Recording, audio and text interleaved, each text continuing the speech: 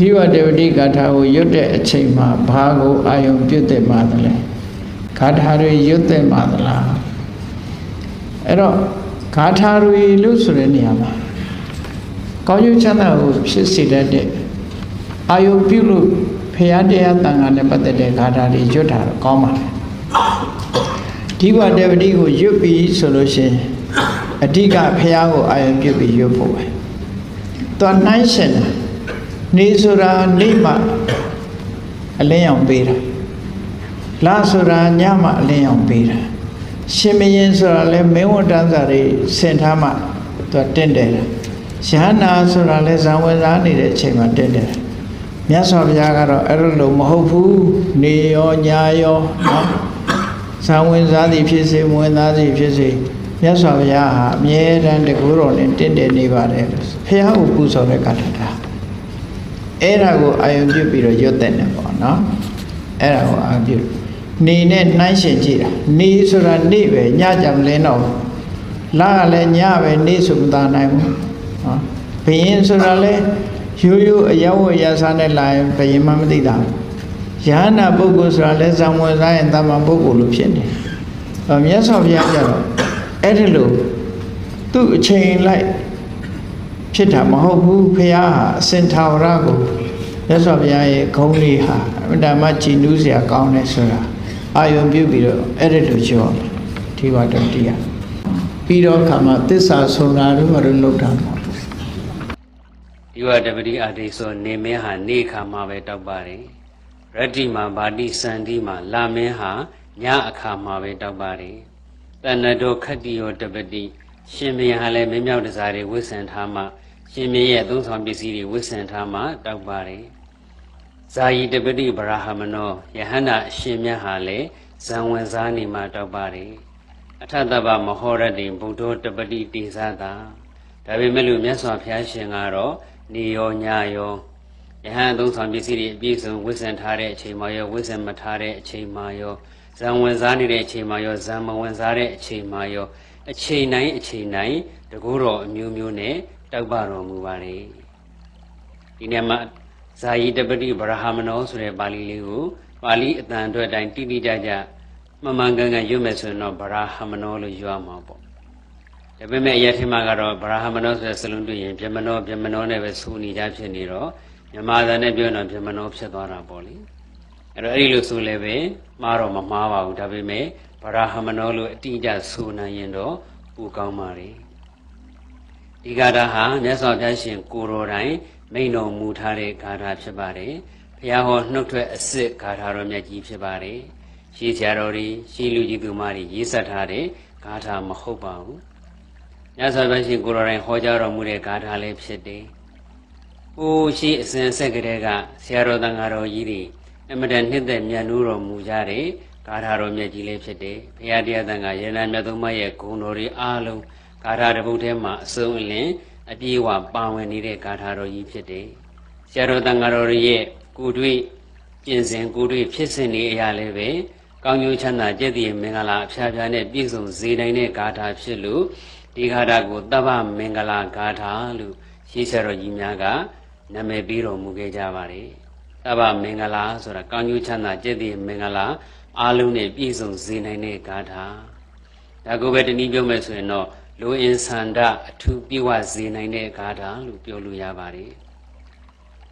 Digarama, Tigajare Niagara, Bodo Deputy Dizata, Nasa Dashina, the Guru Mune, Chinging Tambare, Surenialiga Tikawe. Erima Dizata, the Guru of Shin, the Guru of Mumu Pien Suraga Tikawe. Digarago, Jini Kaka Yupa Bomyaro Mesuin. Dizada Sure Niama. Judagaro Bodo Deputy Dizada Bejupo. Sitegani, the goose rago, Tibe Poame. The two Kaudima Mida the Gupshin, Nionya Vata Baromuri.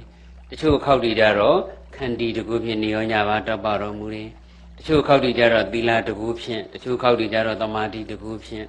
The two Kaudidaro, Binya the Gupshin. Adila the Mari Binya Sure the Gurigu. Ararugu, the good music, net along the middle of Shopabo. Pirama Gudi de Piashi, a Comna de Gunori, Medadagu, Karuna de Gu, Mudi Dadagu, Ubeka de Gu, Kandi de Gu, Desa de Gu, Sadi Action Boli, ကောင်းတဲ့ဂုဏ်ကောင်းတဲ့တကူတွေအကုန်လုံးထည့်သွင်းပြီးတော့ပွားများလို့ရပါတယ်ဂုဏ်တော်9ပါးနဲ့ပွားများမယ်ဆိုရင်လေတိဇာတာဆိုတဲ့နေရာမှာ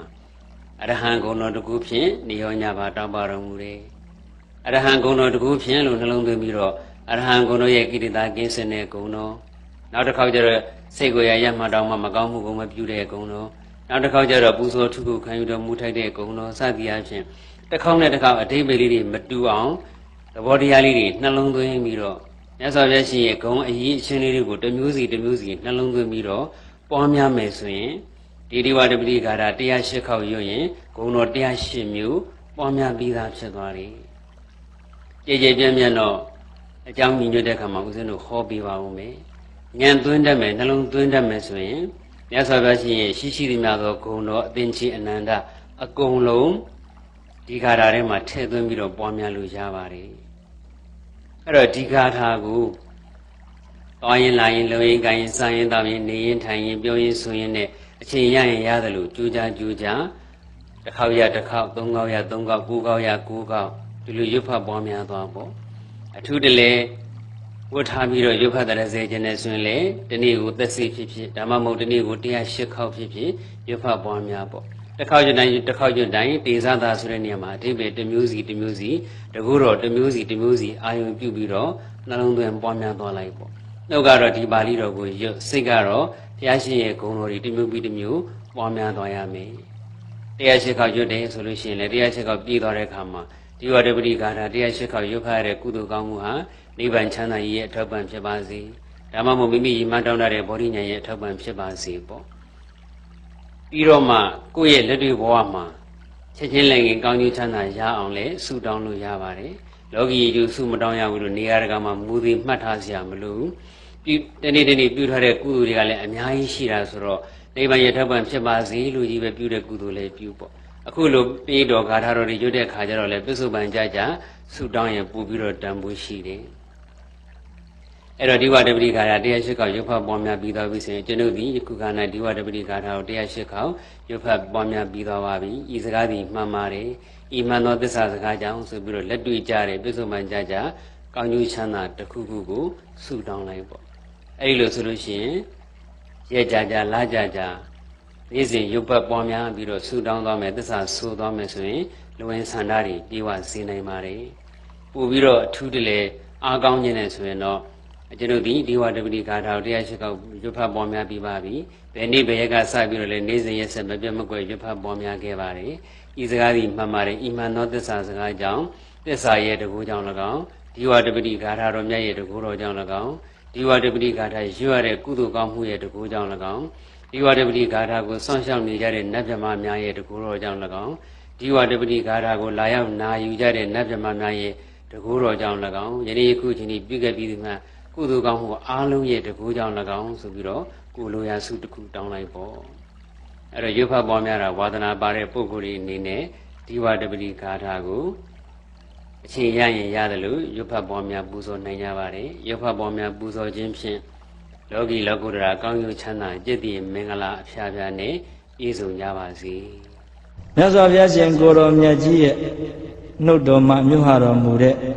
အာဟိစဗာတိတသမ္မာသမ္ဗုဒ္ဓဗာတိတဂါထာတော်ပဲဖြစ်ပါတယ်ဒီဂါထာတော်မြတ်ကြီးကိုမြတ်စွာဘုရားရှင်ကိုယ်တော်မြတ်ဟာတာယုဒ္ဓနိကေနိဒာနာဝက်ကဒိက္ခုတန်ယုတ်မဟာကပိနသုတ်တော်ကြီးမှာတကြေခုဒကနိကေဓမ္မပဒပါဠိတော်အာနန္ဒထေရဝတ္ထုတော်ကြီးမှာတစ်ကြိမ်အဖြစ်နှစ်ကြိမ်မြှွားတော်မူခဲ့ပါတယ်ပထမတစ်ကြိမ်မှာဘုရားမြတ်စွာသာဝတိပြည်စေတော်ကျောင်းတိုင်းမှာပျော်ပိုက်တော်မူနေတဲ့အချိန်တစ်နေ့မှာဘုရားမြတ်စွာကယဟန်သံဃာတော်တွေကိုတရားဟောလို့အပြီးခေတ္တခဏအနာယူနေတော်မူတဲ့အခိုက်ခဝိဝိအရာကနေရဟန်းတော်တစ်ပါး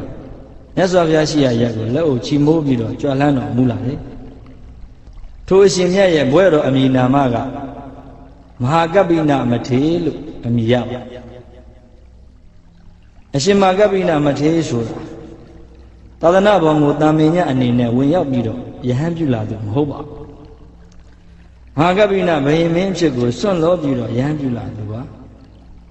ယဟန်ပြုပြီးတောရအဆောက်ဒီလို့ဤလေသာအာတော်ကင်းတဲ့ယဟန္တာအရှင်မြတ်ကြီးလည်းဖြစ်ပါပြီးတော့မြတ်စွာဘုရားရှင်ကိုတော်တိုင်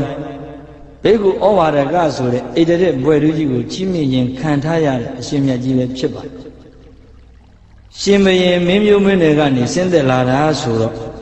ကျိုးကြီးကလည်းအမတန်ချောမောတယ်အသားလည်းဖြူတယ်ပေါ့အဲ့ဒီမှာမြတ်စွာဘုရားရှင်ကိုတော်မြတ်ကြီးကအနိနာမှာရှိတဲ့ရဟန်းတော်တွေကိုမိန့်တော်မူလိုက်ဘယ်လိုမိန့်တော်မူလိုက်တယ်လဲဆိုတော့ကျက်သားတို့ဟောဟိုမှာအသားဖြူဖြူနှာရံပေါ်ပေါ်နဲ့ယဟန်တစ်ပါးအင်္ဂရိရရနဲ့ငါဘုရားထံလာနေတာမြင်ကြရဲ့လားလို့မေးတော့ယဟန်တော်တွေကမြင်ကြပါတယ်ဗျာအေးအဲ့ဒီယဟန်ကပ္ပိနာလို့အမည်ရတယ်အင်မတန်တကူအာနုဘောကြီးမားတယ်ကပ္ပိနာယဟန်မဝင်စားဘူးတဲ့တမဘတ်ဆိုတာမရှိဘူးတမဘတ်အားလုံးကိုကပ္ပိနာမထေရအကုန်ဝင်စားပြီးသားပဲအရဟတဖို့ဆိုတဲ့ပန်းကိုလည်းပဲသူဟာဆင်မြန်းပြီးသားပဲအဲ့လိုရဟန်းတော်တွေကိုမိန့်တော်မူပြီးတော့ဂါထာနှစ်ပုဒ်ကိုမြတ်စွာဘုရားအဲ့ဒီနေရာမှာပဲမိန့်တော်မူပါတယ်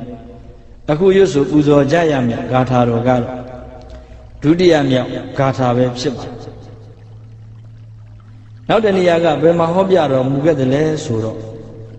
မြို့ကတော့မဟာကပ္ပိလမထေရကိုအကြောင်းပြုဟောတဲ့သာဝတိမြို့ပါပဲကျောင်းကတော့မတူပါဘူးဝိသခာကျောင်းမှာကြီးစောက်လို့လှူဒန်းတဲ့ပုပ္ပာယုံကျောင်းတိုင်ကြီးမှာပါအဲ့ဒီပုပ္ပာယုံကျောင်းတိုင်ကြီးမှာ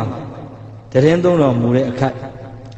အရှင်အာနန္ဒမထေရမြတ်ကိုအကြောင်းပြုပြီးတော့ဟောပြတော်မူခဲ့ခြင်းပါအချိန်ကတရင်ကျော်လပြီနေညနေချမ်းစီးစာအချိန်ဖြစ်ပါတယ်မြတ်စွာဘုရားရှင်ရဲ့ရဟန်းတန်ဃာတော်များအတွက်တော့ဒီတရင်ကျော်လပြီနေကြီးဟာမြတ်သောပဝရဏနေကြီးပါပဲအဲ့ဒီချိန်မှာမြတ်စွာဘုရားရှင်ကယံပိဋကတွေချမ်းရမ်းပြီးတော့တရားဟောကြားနေပါလေအဲ့ဒီယံပိဋကထဲမှာကာလုဒာယန္တာမထေရမြတ်ကြီးဟာထူးထူးခြားခြားမြတ်စွာဘုရားရှင်ရဲ့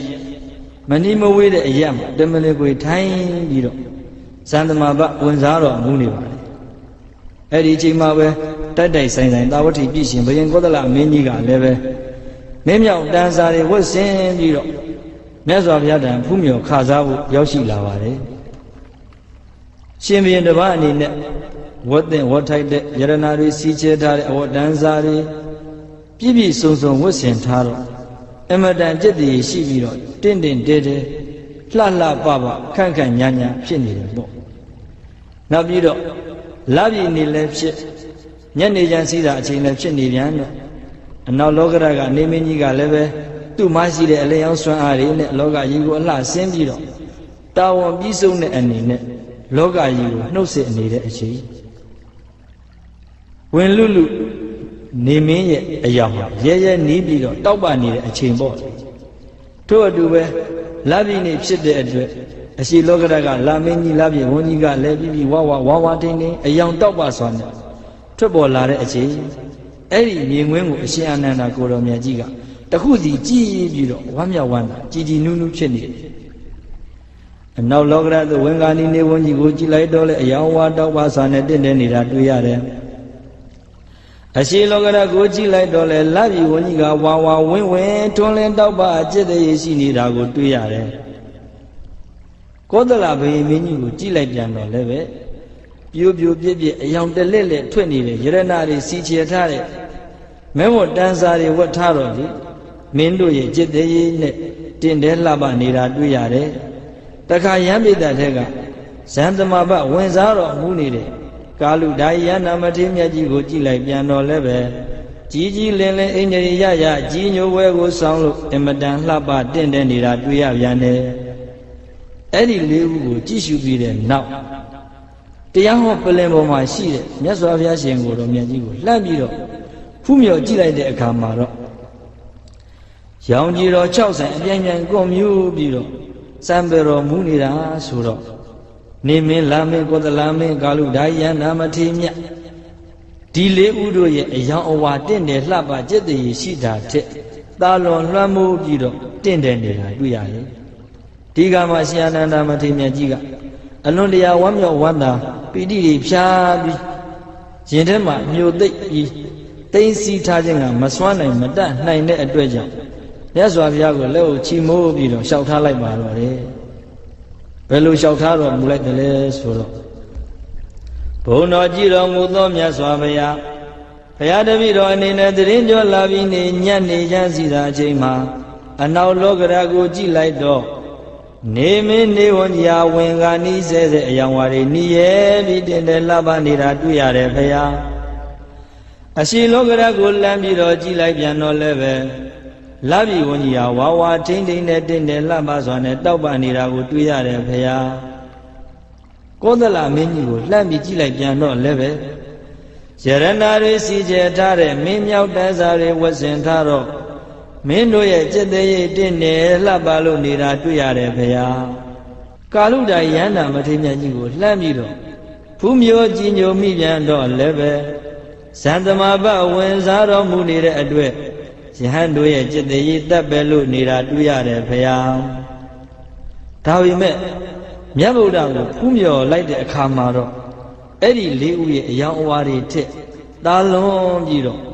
ကြီးညိုလို့မဝဖူးမြော်လို့မတင်းတိမ်ဖြစ်ရပါပြီလေဖယားလို့အရှင်အနန္ဒမထေရမြတ်ကလျှောက်ထားတော်မူလိုက်ပါတယ်ဒီကမှာမြတ်ရှင်ကိုယ်တော်မြတ်ကြီးကဂါထာတော်ကိုမိန့်တော်မမူခင်ရှေးဝက်စစုံနိယဝက်ကြလို့ခေါ်တဲ့စကားပြောဝက်ကြဒေသနာအနေနဲ့မိန့်တော်မူပါတယ်จิตအာနန္ဒာနေမင်းနေဖို့ဆိုတာနေ့အခါမှာပဲသူ့ရဲ့အယောင်ဝါတင့်တယ်တောက်ပနိုင်တယ်ညအခါမှာဆိုလို့ရှိရင်သူ့ရဲ့အယောင်ဝါရီမတောက်ပမထွန်းလဲနိုင်ပေဘူးနေမင်းဟာအချိန်ကတန်တဲ့ပန်းချချက်တွေရှိတယ်လာမင်းလာပြေဝန်ဆိုတာကလည်းပဲညအခါမှာပဲသူ့ရဲ့အယောင်ဝါထွန်းလဲတောက်ပနိုင်တယ်ညအခါမှာတောက်မှညစဉ်ညတိုင်းတောက်ပနိုင်တာမဟုတ်ဘူးစီနှင်းမြူတိန်သူရိမိကိုညမျိုးငါအင်းကင်းစင်နေတဲ့အချိန်မှလာကောင်းငင်မှာကြီးကြီးလင်းလင်းထိန်ထိန်ပပနဲ့တင့်တယ်ตายရနိုင်တယ်နေ့အခါမှာလာမင်းဟာရှိနေပြီမဲ့သူ့ရဲ့အယောင်အဝါဟာမထွန်းလဲနိုင်ပြီဘူးအဲဒီတော့လာမင်းဟာလည်းပဲအချင်းအကန့်တန်တဲ့ပိုင်းခြားချက်တွေရှိတယ်ရှင်ဘုရင်ဆိုတာလည်းပဲစေငါလေးပါခြံရမ်းပြီးတော့ရွှေငွေကြောက်တံပရမများစတဲ့ယရနာတွေစီချဲထားတဲ့မင်းမြောက်တန်းစာတွေဝတ်ဆင်ထားမှလာမင်းတို့ရဲ့จิตတည်တင့်တယ်နိုင်ပြီတယ်ရိုးရိုးအယတအဝတ်စားနဲ့ဆိုရင်သူဟာလည်းပဲတာမင်ညလူသားတယောက်ပဲဘာမှထူးခြားချက်မရှိဘူးအဲ့တော့ရှင်မရေရဲ့တင့်တယ်တောက်ပမှုဟာလည်းပဲအဝတ်အစားအစင်းတန်စာပေါ်မှာမူတည်ပြီးတော့အချိန်ကတ္တပိုင်းခြားချက်ရှိတယ်ယဟန္တာဆိုတာကလည်းပဲအပေါင်းဖော်ယဟန်တွေနဲ့မရောတော့ပဲအာရမဏုပဇံလက္ခဏုပဇံဆိုတဲ့ဇန်တစ်ပါးနဲ့ဝင်စားနေတဲ့အခိုက်မှာတင့်တယ်တောက်ပပြီးတတ်ပင်နိုင်တယ်ဇန်သမဘမဝင်စားပဲနေမယ်ဆိုလို့ရှိရင်ရိုးရိုးတမင်ညယဟန်လိုပဲအဲ့တော့ယဟန္တာအရှင်မြတ်များမှာလည်းပဲအချိန်ကတ္တပိုင်းခြားချက်တွေရှိတယ်သင်္ချေသားမြင်တွေ့ရတဲ့နေမင်းလာမင်းပြီးရှင်မင်းနဲ့ယဟန္တာဆိုအချိန်ကတ္တပိုင်းခြားခြင်းနဲ့ပဲတင့်တယ်တောက်ပနိုင်ကြတယ်မြတ်စွာဘုရားရှင်ကိုယ်တော်မြတ်တွေမှာတော့နေညကတ္တချက်ပိုင်းခြားချက်မရှိဘဲနဲ့ဘုံတော်ကံတော်ဉာဏ်တော်တကူတော်တွေနဲ့နေရောညပါအမြဲတမ်းကိုပဲတင့်တယ်တောက်ပတတ်ပဲနိုင်တယ်လို့အဲ့လိုစုံနိယဒေသနာအနေနဲ့ဟောပြပြီးတဲ့နောက်ပိုင်းမှာမှအခုရွတ်ဆိုပူဇော်ကြရမယ်တပ္ပဇေယမင်္ဂလာလို့ခေါ်တဲ့ဂါထာတော်ကြီးကိုဟောပြမူပါတယ်ဒီဂါထာတော်မြတ်ကြီးကိုရွတ်ဆိုပြီးတော့မပြခင်မှာဒီဂါထာမှာပါရှိတဲ့ပါဠိတွေရဲ့အနည်းအဓိပ္ပာယ်တွေရှုဒကာရကမများဥစဉ်ရဲ့ဆွေတော်မျိုးတော်များအနေနဲ့ပါဠိနဲ့အလှမ်းဝေးနေကြတဲ့ဥစဉ်ရဲ့ဆွေတော်မျိုးတော်များအတွက်အလုံးနားလည်လွယ်အောင်ဥစဉ်များကမေတ္တာစေနာရှိထားပြီးတော့ဒီဂါထာတော်ကြီးမှာပါတဲ့ပါဠိတစ်ခုစီတစ်ခုစီကိုရွေးစီစေပြီးတော့မှအဓိပ္ပာယ်ပြောပြပါမယ်ပထမဆုံးဒီဝါတပတိအာဒိသောဒီဝါတပတိအာဒိသောအဲ့ဒီမှာဒီဝါဆိုတာနေ့အခါကိုပြောတာပါတပတိဆိုတာကထွန်းလင်းတောက်ပတာကိုပြောတာပါအာဒိသောဆိုတာကနေမင်းကိုပြောတာပါအဲ့တော့ဒီဝါတပတိအာဒိသောအဲ့ဒီပါဒကိုမြန်မာပြန်မယ်ဆိုလို့ရှိရင်ဦးဇင်းတို့ရွှေတော်မျိုးတော်များမှတ်သားလို့လွယ်ကူအောင်ဦးဇင်းများကလင်္ကာဆောင်ဖို့လုပ်ထားပါတယ် နေမင်းသူရိမ်သူရောင်ရှိန်နေ့ချိန်မှာသာထွန်းလင်းသည်အဲ့ဒါဒီဝတပတိအာရိသောရဲ့မြန်မာပြန်အဓိပ္ပာယ်ပါပဲနောက်တစ်ပါးကရတ္တိမာဗာတိစန္တိမာရတ္တိမာဆိုတာညင့်အခါကိုပြောတာပါအခါကာလအနေအချင်းညင့်အခါကာလဗာတိဆိုတာကထွန်းလင်းတောက်ပတာတပတိဆိုတဲ့အရှိဘကအပိုက်နဲ့ဗာတိဆိုတဲ့အပိုက်နဲ့ပရိယေတူတယ်ပေါ့လေတရားအဖြစ်တော့ကွဲပြားတယ်အနှစ်တိပဲအဖြစ်အတူတူပါပဲဗာတိဆိုတာထွန်းလင်းတောက်ပတာစန္တိမာဆိုတာကတော့လာမင်းမှာရတ္တိမာဗာတိစန္တိမာသူ့ကိုမြန်မာပြန်အဓိပ္ပာယ်နဲ့ပြောတော့လာမင်းစန္ဒာသူရောင်ဝါညခါမာသာထွန်းလင်းသည်အဲ့ဒါရတ္တိမာဗာတိစန္တိမာရဲ့အဓိပ္ပာယ်ပါပဲနောက်တစ်ပါးကတဏ္ဏဒောခတ္တိယောတပတိတဏ္ဏဒောဆိုတာဝဆာဆင်ရင်နဲ့အစင်းတန်စာမင်းမြောက်တန်စာ၅ပါးလို့ခေါ်တယ်တဏ္ဏဒောဆိုတာဝတ်စုံပေါ့လေမင်းတို့ရဲ့ဝတ်စုံမင်းဝတ်တန်စာပေါ့အဲ့လိုအဓိပ္ပာယ်ရပါတယ်ခတ္တိယောခတ္တိယဆိုတာကမင်းပဲတပတိဆိုတာကထွန်းလင်းတောက်ပတာအဲ့ဒီတော့တဏ္ဏဒောခတ္တိယောတပတိ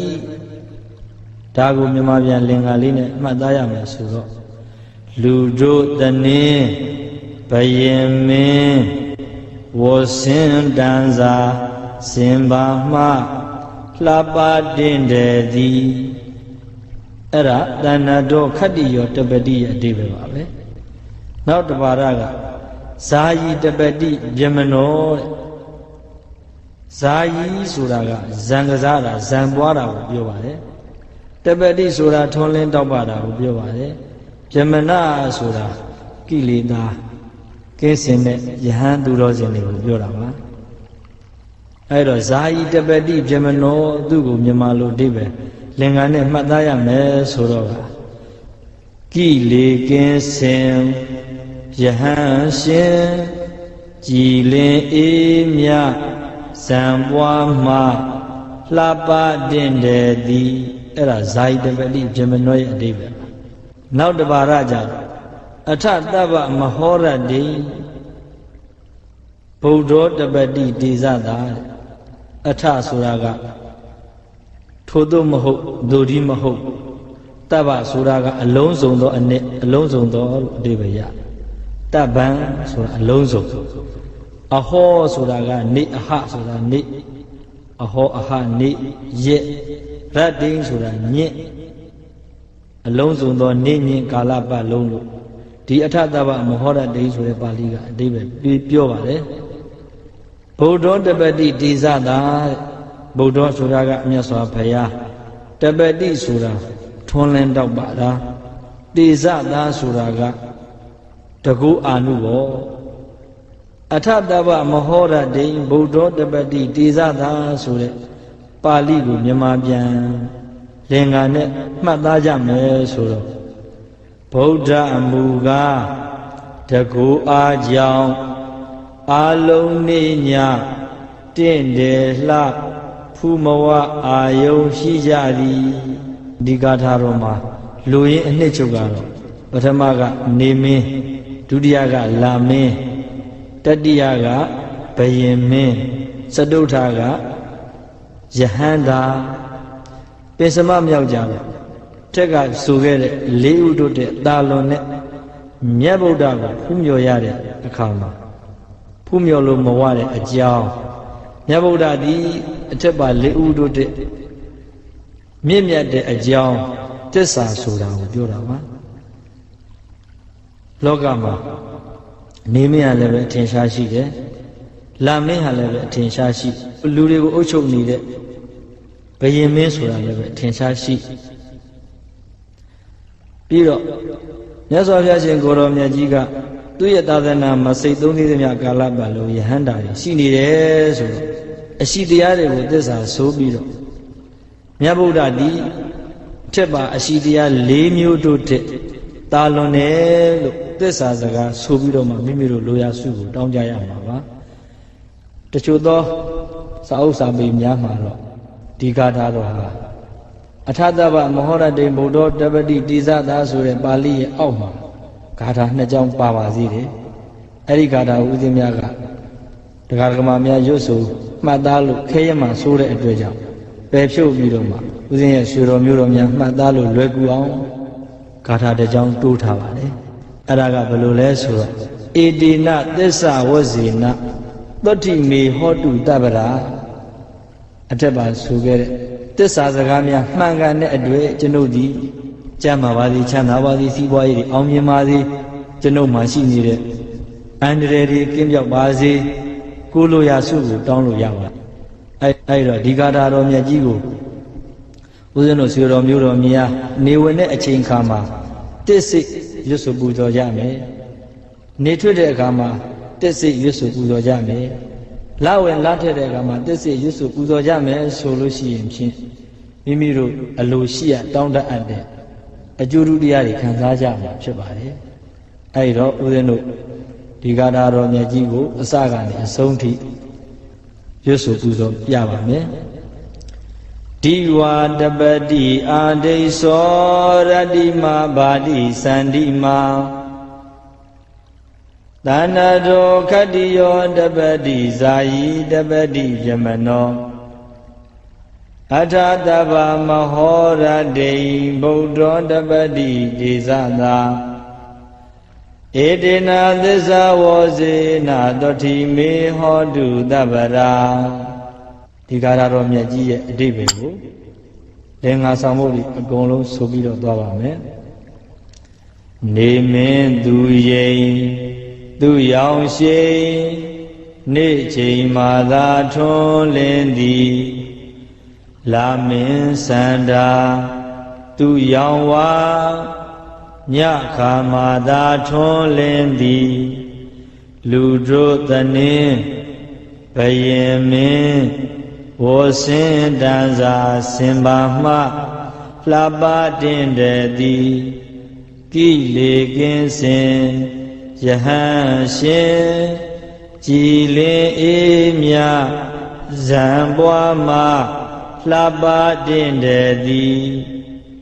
ဗုဒ္ဓမူကားတကူအားကြောင့်အလုံးနေညတင့်တယ်လှဖူမဝအာယုံရှိကြသည်ဤဆိုစကားမှန်တော်ညာငါအာနေညချမ်းသာစေရောင်းဝယ်ဖောက်ကားလုပ်ငန်းများတိုးပွားအောင်မြင်ရှိပါစေ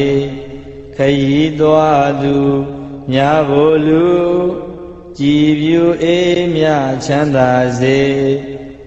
ဂါထာတကူစွမ်းအားတူအကျိုးနိဗ္ဗာန်တိုင်စေသော